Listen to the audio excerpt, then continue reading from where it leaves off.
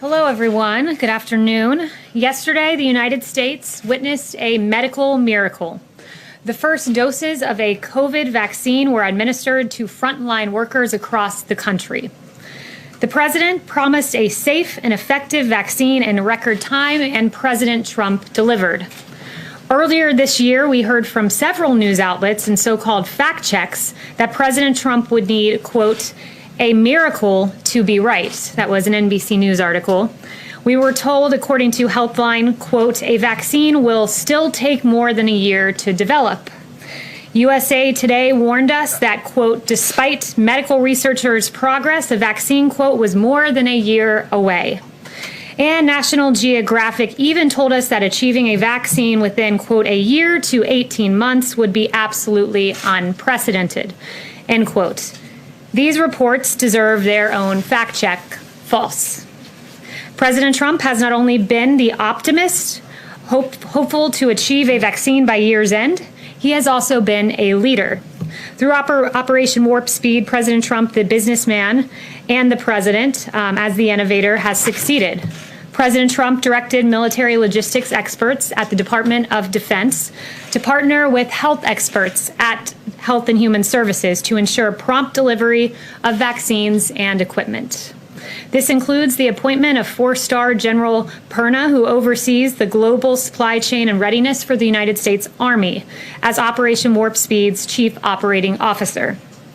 The Trump administration supported clinical trials by working to enroll participants through NIH-funded COVID protection networks and provided funding and technical support through the National Institute for Allergy and Infectious Disease and Biomedical Advanced Research and Development Authority. President Trump also directed industrial-scale manufacturing of vaccines to take place at its own risk before knowing whether these vaccines would be successful. It was a novel approach, indeed, to vaccine development led by President Trump. The results of these historic investments will benefit the American people and will mark the beginning of the end of the pandemic. As the first doses of the vaccine are delivered and administered, we urge all Americans to continue to wash your hands, socially distance, wear a mask when you are unable to do so. We also encourage those at the state level to improve the early and aggressive use of monoclonal antibody treatments, especially among vulnerable Americans. The Trump administration led the way, approving monoclonal antibody treatments for outpatient use, issuing 2 emergency use authorizations in November. Additionally, through HHS's Office of the Assistant Secretary for Preparedness and Response, monoclonal antibody patient courses have been allocated to all 50 states. Together, these steps can play a significant role changing the course of the virus. Thank you to President Trump, and with that, I will take questions. Ben. Kayleigh, now that the Electoral College has voted, does the president acknowledge that Joe Biden is the president-elect? Does he have any plans to invite him here to the White House? The president is still involved in ongoing litigation related to the election. Yesterday's vote was one step in the constitutional process, so I will leave that to him and refer you to the campaign for more on that litigation. What is his reaction to Leader McConnell today congratulating Joe Biden and calling him the president-elect? I haven't gotten the president's reaction to that yet, but the president, again, is pursuing ongoing litigation, would refer you to the campaign for further. And what's the path forward, though, for litigation? If the votes have been certified, if the Electoral College has voted, there doesn't seem to be a legal recourse at this point. The campaign would have more specifics for you on legal recourse, but yesterday was one step in the constitutional process leading up to the January 20th date in the Constitution. Steve. Does the president plan to take the vaccine and really do it in a public way to inspire confidence among people? So the president currently at this moment has said he is absolutely open to taking the vaccine. He's been emphatic about that to me privately and to you all publicly. But he did recently recover from COVID. He has the continued protective effects of the monoclonal antibody cocktail that I mentioned. And he will receive the vaccine as soon as his medical team determines it's best. But his priority is frontline workers, those in long-term care facilities, and he wants to make sure that the vulnerable get access first. Yes. Wouldn't him taking the vaccine set an example for Americans to give them confidence? Dr. Fauci, as well as Montef Slaoui, both said today that they think President Trump should get the vaccine. If because for himself would be to set an example. will he do that? Like, why not do it just to show Americans that it's safe? Because he also wants to show Americans that our priority are the most vulnerable. There will be some senior administration officials taking it publicly to instill that confidence. It is very important. And the president, no, but you'll learn in the next few days who that is, who those individuals will be. But they will be taking it publicly to instill confidence. The president wants to send a parallel message, which is, our long-term care facility residents and our frontline workers are paramount in importance, and he wants to set an example in that regard. You personally take it? I absolutely would be open to taking the vaccine. As has been reported, and as I shared with some of you yesterday, the White House, it will be a very limited group of people who have access to it initially. The president's tweet indicated that the White House should receive it at a later date to, again, prioritize the most vulnerable. But some career staff, national security staff, for the purposes of continuity of government, will have access, in addition to a very small group of senior administration officials for the purpose of instilling public confidence. He has said that he thinks Americans will be able to take it if they want to take it. You're saying he's open to taking it. Is he going to encourage Americans to take it, or is he going to leave it up to Americans? Does he think Americans should get this shot? Absolutely. Look, these are vaccines that he oversaw the development of. He has great confidence in. He wants to see all Americans get this vaccine, and he wants to see the most vulnerable among us get it first. But absolutely, he will be encouraging Americans to take this. Yeah. David. Do you know specifically when the president will veto the National Defense Authorization Act, when he's going to send the paperwork over? And why would he veto that, given the fact it passed on veto-proof majorities in Congress? So he still does plan to veto the NDAA. Don't have a timeline for you on that, but he does plan to veto it. He wants to make every effort to protect our military men and women, and will prioritize military funding in the big omnibus bill. But he also has other important priorities and I should say problems with the NDAA beyond just the absence of Section 230 repeal and beyond the inclusion of the Warren Amendment. One of the provisions of concern is provisions about troop withdrawal and deployment in Afghanistan, South Korea, and Germany. And so there are a number of provisions that he is. Said it was weak on China, but no Republican really seems to agree with on that. Why does he think the bill is bad on China? So by not including a Section 230 repeal, what you're in effect allowing is Twitter to continue to not censor Chinese propaganda. Recently, there was a tweet by the U.S., the Chinese embassy in the United States, about the Xinjiang province and allowing all citizens to enjoy the same rights, including freedom of religion. That clearly is not the case, as the Uyghurs have been absolutely tortured in that province. There was another tweet that they allowed about the virus originating in Wuhan. They said it did not originate in Wuhan. That obviously is Chinese disinformation, and the president's priority is to ensure that that isn't permitted. Yes. Did Leader McConnell give the president the heads up that he was going to talk about Biden on the floor today? I'm not sure if he had any call with him prior to making that statement. Okay. And is Secretary Mnuchin or Chief Meadows going to be involved in this bipartisan meeting that's happening on the Hill today at 4 o'clock about COVID relief? I believe it's just congressional leaders meeting, but I'll get back to you if there is a White House presence there. But what I can tell you is that the White House has had a continuous presence in the stimulus talks leading on this for months, trying to get this phase 4 passed. And when I spoke with the chief about this again this morning, he noted that Nancy Pelosi has really been standing in the way of a deal going back prior to the election, when she was anti-stimulus checks, something the president has been vocal about wanting. And then after the election, according to her, quote, she can now support these checks because of a, quote, new president, were her words, which is appalling to think that politics was playing into COVID relief for the American people. And she stood against liability protection. This is protection for our small businesses so that they're not held liable for COVID incidences through no fault of their own. And she's really playing up to the trial lawyers and opposing liability protection, which should be something that's just mere common sense. One other question about confirmations of Biden's cabinet picks. President Trump had the benefit of the Senate starting hearings and starting the process before he was inaugurated in January of 2017. Does the president oppose the Senate taking up Joe Biden's nominees before the inauguration? I think that's a hypothetical, and he won't get ahead of that activity actually happening. But he has taken all statutory requirements necessary to either ensure a smooth transition or a continuation of power. Yes. Thanks, Kayleigh. Given the success of Operation Warp Speed, why hasn't President Trump been more visible during this initial vaccine rollout? You have the vice president in Indiana today. Where's President Trump? President Trump's been hard at work on COVID behind the scenes. Just because you don't see him at the podium every day doesn't mean that he's not aggressively pursuing actions on behalf of the American people. He's briefed on COVID regularly, and I'm here speaking with you guys. Others are out communicating this information. Yeah. Could you comment on the Russian hackers breaching several federal agencies? How serious was this breach, and is the Trump administration considering retaliating? Look, the U.S. government, we're aware of all of these reports. We're taking all necessary steps to identify and remedy any possible issues related to the situation. As one step in that process, CISA has issued an emergency directive on Sunday night for all federal civilian agencies to review their networks for indicators of compromise and disconnect or to power down SolarWinds Orion products immediately.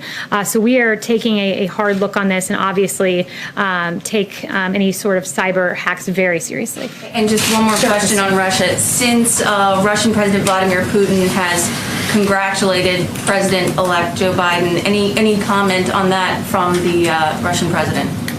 No comment on that. I'll leave it to the president to react to that. Has he spoken to President Trump? Not that I'm aware of, no.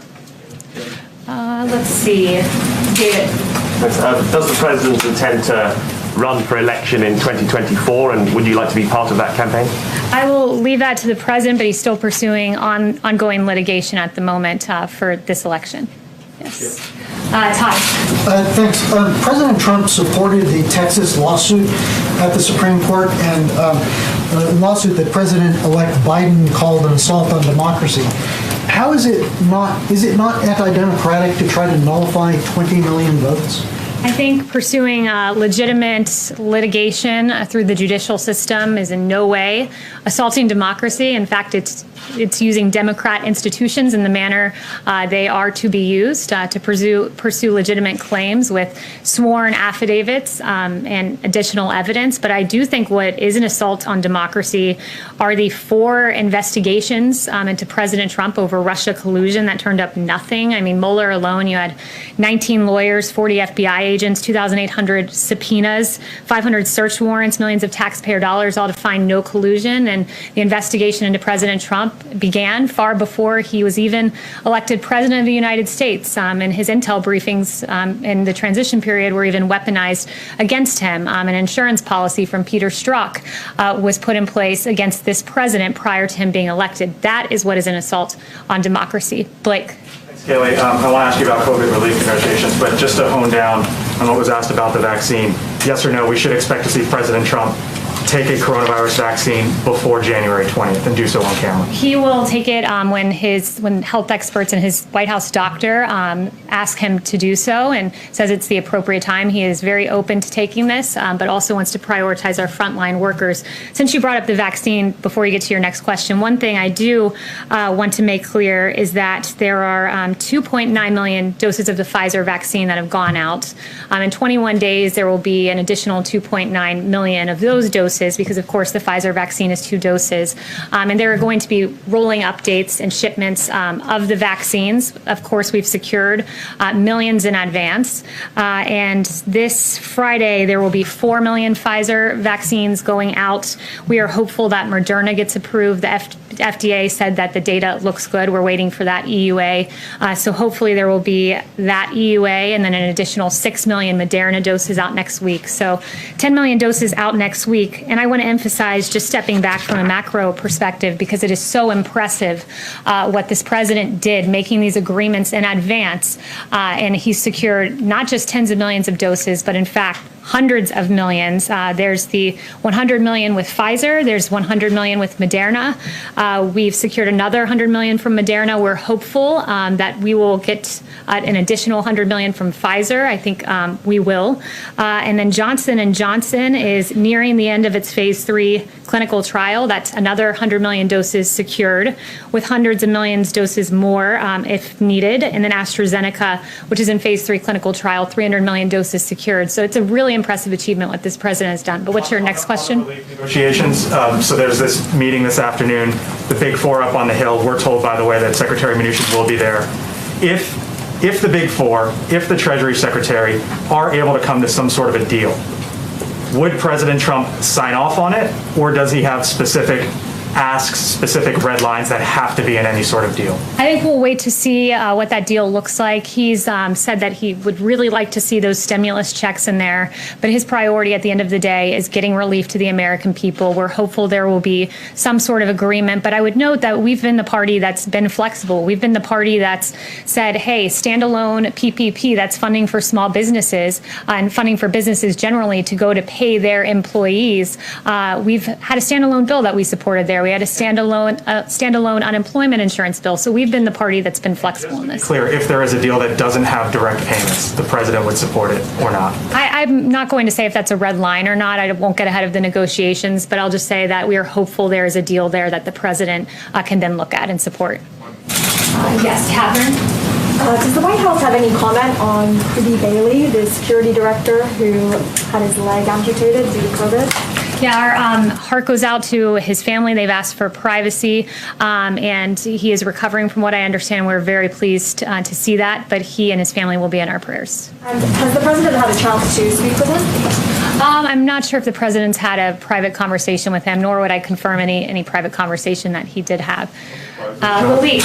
Thank you for doing this. Over the weekend, a statue of Mahatma Gandhi was desecrated by some protesters in downtown DC. This is for the second time this has happened.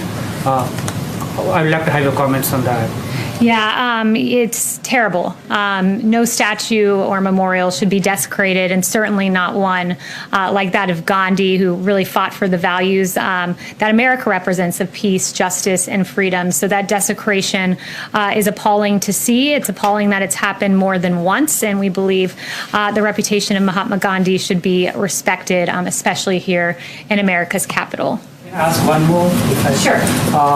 Does the president believes that the democracy in the United States is under threat? And based on the tweets, what are the electoral reforms he wants to push in this country? What was the first part of your question? I couldn't. Does the president believe that democracy in the United States is under threat? That democracy is under threat. He believes that it certainly was under assault when it comes to the investigations into his administration, the Mueller probe, the unfortunate way that our FBI was mishandled by folks like Andy McCabe, by folks like Jim Comey, and weaponized in a political way against his candidacy and then against his presidency. Yes, Charlotte. Thanks, Kayleigh. Is President Trump planning to take any action after seeing the forensic audit of the machines in Antrim County, Michigan? I'd have to refer you to the campaign on anything regarding the election.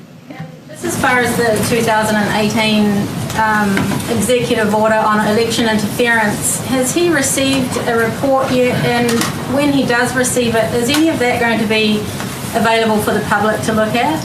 I'm not aware of any report that he's received to that end. Yeah. Chanel. Thank you, Kayleigh. Just want an update statement on Iran, especially in light of the just signed Israel-Morocco deal. Where does the White House see that Iran's standing in the Middle East now? Especially, what is the current assessment from the White House with regards to Iran standing in the Middle East as you continue to sign Middle East deals? Are they going to strengthen? Is it weakening? What is the current White House assessment on Iran? Yeah, as the region increasingly comes together through these peace deals, which Senior Advisor Jared Kushner, Avi Berkowitz, and others, National Security Advisor Robert O'Brien deserve a ton of credit for. It's remarkable. But as the region continues to come together, our maximum pressure campaign continues to be effective. Iran is increasingly isolated and weakened. And when President Trump came into office, you know that the region was in extreme turmoil. ISIS had a caliphate, and Iran's proxies were wreaking havoc Since taking office, President Trump has worked to rebuild trust with our regional partners and identify their shared interests. And unlike the previous administration, which gave Iran piles of cash and a deal with a sunset provision that would have allowed them to get nuclear weapons, this president has isolated Iran, and he's done it through 4 peace deals, which is 4 more than his predecessor. But it's unfortunate that it doesn't give much coverage in the mainstream media. But I guess we shouldn't be surprised, because in the last 24, 48 hours, there have been quite a few stories that have not gotten a ton of coverage in the mainstream media. As former White House Press Secretary Ari Fleischer said, bias is often found in stories the press does not cover. And last week we found out that Democrat Congressman Eric Swalwell was infiltrated by an alleged Chinese spy. This spy cozied up to Swalwell, raised funds for his 2014 campaign, and even planted an intern in his office. And that relationship continued until the FBI briefed him in 2015. And that was some very good reporting done by Axios. But after entangling with this spy for years, Swalwell hypocritically went on to be one of the lead instigators of the Russia collusion hoax in the impeachment sham. Swalwell wrote this on his congressional webpage: President Trump and his team are directly and indirectly tied to Russia. That was not true. He then said in September of 2020, the president has a compromised relationship with Russia. Untrue. April of 2019, he said President Trump certainly acts on Russia's behalf and acts like Russia's leader. Not true. January 2019, Eric Swalwell said it's pretty clear President Donald Trump is an agent of Russia. Not true. And Swalwell shamelessly claimed Donald Trump Jr. and Jared Kushner had an eagerness and a willingness to work with the Russians during the 2016 election. Again, it was false. In 2019, he falsely claimed this yet again when inquired about collusion by a reporter. And these baseless attacks were false, yet covered breathlessly by the media. There was no coverage, however, of Swalwell being the one implicated with not Russia, but China. In fact, the New York Times website, as of this morning, had not one result for Eric Swalwell's ties to Chinese spies. Not one result. And when the Swalwell story broke, guess how many minutes of coverage it got on ABC, NBC, MSNBC, and CBS? 0. CNN devoted 3 minutes and 16 seconds to it. However, it was covered on Fox. Interesting pre-election and post-election coverage, too, on the Hunter Biden scandal, which was not covered at all by many outlets in the lead up to the election. In fact, on October 15th, you had a New York Times headline that said, Trump said to be warned that he was being given Russian disinformation over Hunter Biden. Now, December 10th, just a few months later, New York Times headline, investigation of Hunter Biden is likely to hang over Biden as he takes office. Washington Post on October 16th, the headline read, the truth behind the Hunter Biden non-scandal.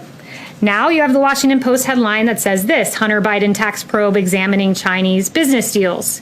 Politico, October 19th, Hunter Biden's story is Russian disinformation. That's a favorite.